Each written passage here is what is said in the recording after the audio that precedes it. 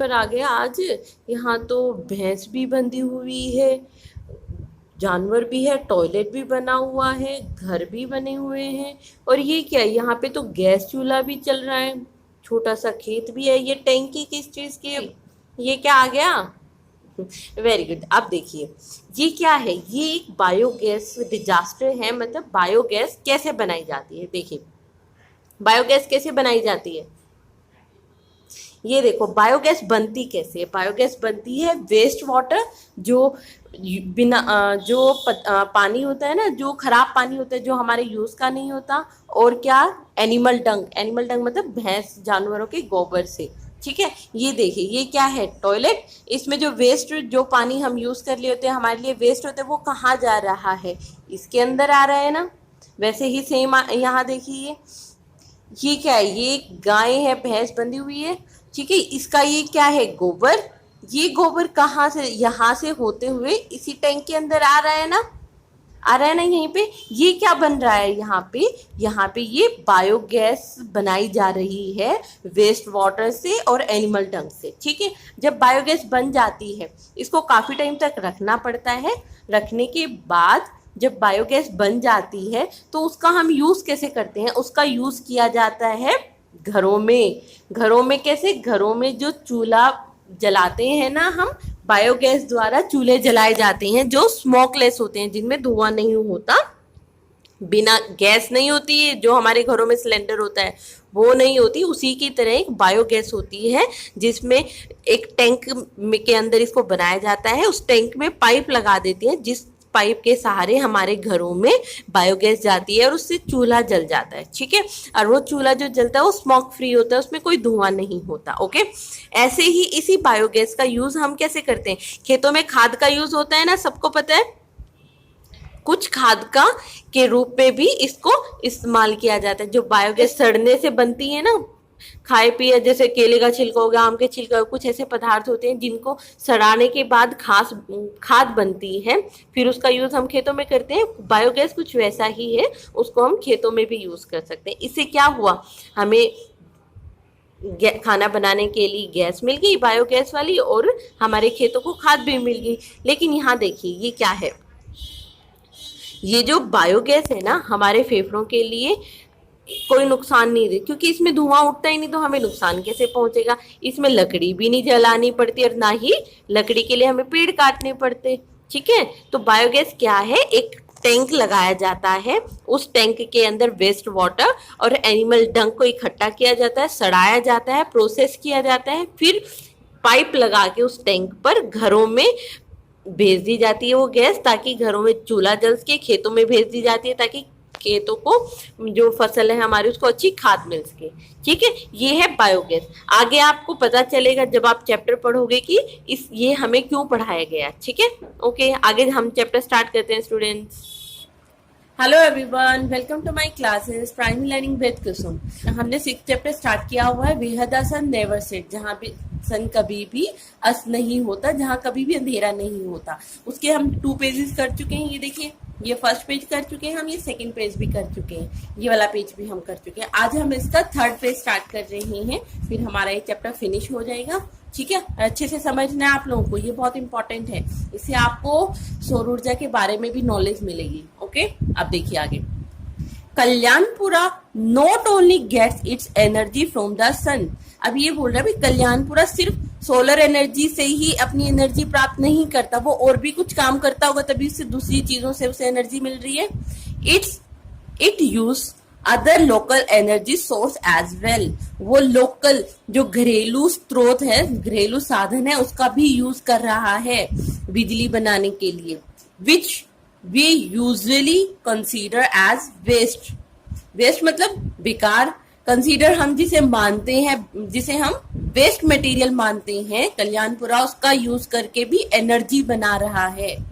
क्या कर रहे हैं, जो जिस चीज को हम वेस्ट मानते हैं ना, भाई ये चीज तो हमारे कुछ काम की ही नहीं है, ठीक है, उसका यूज, कुछ ऐसी चीजें हैं जो रिन्यूएबल हो जाती है, जिनका यूज करके हम बिजली भी बना सकते हैं। तो कल्याणपुरा वही कर रहा है, कुछ वेस्ट मटेरियल है जिसको वो रीयूज करके उससे बिजली बना रहा है। Some families now cook their meals with biogas. हम देखो हमने क्या पढ़ा था, कुछ फैमिली सोलर कुकर पे खाना बनाना स्टार्ट कर दिया, लेकिन कुछ फैमिली बायोगैस पे भी खाना बनाती हैं। कुक मतलब बनाया जाता है, कुछ फैमिलियों द्वारा बायोगैस पे भी खाना बनाया जाता है। बायोगैस को हम बायोगैस ही बोलते हैं हिंदी में। ये वही वाली बायोगैस है जो हमने स्टार्टिंग में समझी थी कि बायोगैस कैसे बनती है और उसका कैसे यूज करते हैं। Which is made from animal Dang. Animal डंग मतलब पशुओं का गोबर, गाय का, भैंस का, किसी भी चीज का हो सकता है। जो ये बायोगैस बनती है ये किस चीज से बनती है, ये पशुओं के गोबर से बनती है। मतलब एक जैसे यहाँ दिखा रखा ना, एक बड़ा सा मटका दिखा रहा है, इसके अंदर पशुओं का जो एनिमल डंग है, गोबर, इसको इसके अंदर डाला जाता है, उसमें भर दिया जाता है, उसको काफी टाइम तक रखा जाता है। फिर यही गैस यहाँ से देखो, ये पाइप गई हुई, ये पाइप यहाँ से ये अलग अलग कई सारे घरों में जाती है और उससे हम खाना बनाते हैं। ये कुछ कुछ जो हमारे घरों में गैस यूज करते हैं ना, कुछ वैसा ही होता है, लेकिन इसमें सिलेंडर वाली गैस नहीं लगती, इसमें बायोगैस लगती है। ठीक है, आगे देखिए, अदर्स यूज इम्प्रूव स्मोकलेस चूल्हा। कुछ लोगों ने इम्प्रूव किया है, मतलब वो बिना धुएं वाला चूल्हा, जिसमें देखो बायोगैस यूज कर रहे हैं तो इसमें धुआं नहीं पैदा होता। कुछ लोग स्मोकलेस चूल्हा भी यूज करने लग गए हैं, विच कंज्यूम लेस फूड। अब उससे क्या होगा, देखो यहाँ से बायोगैस वाली चीज यूज कर रहे हैं, स्मोकलेस चूल्हा यूज कर रहे हैं, तो उनसे लकड़ी का भी कम यूज हो रहा है, जो लकड़ी की प्रयोग की मात्रा को कम कर देता है। ठीक है, अब देखो जितनी ज्यादा हम अगर लकड़ियां यूज करेंगे तो पेड़ कम हो जाएंगे ना, ऑक्सीजन कम हो जाएगी, कार्बन डाइऑक्साइड ज्यादा हो जाएगी, क्योंकि पेड़ ऑक्सीजन छोड़ते हैं, कार्बन डाइऑक्साइड लेते हैं। अब ये देखिए, पेड़ ही कम होंगे तो वो ऑक्सीजन कैसे छोड़ेंगे, और हमारे द्वारा जो छोड़े जाने वाली कार्बन डाइऑक्साइड है उसको कैसे लेंगे, है ना।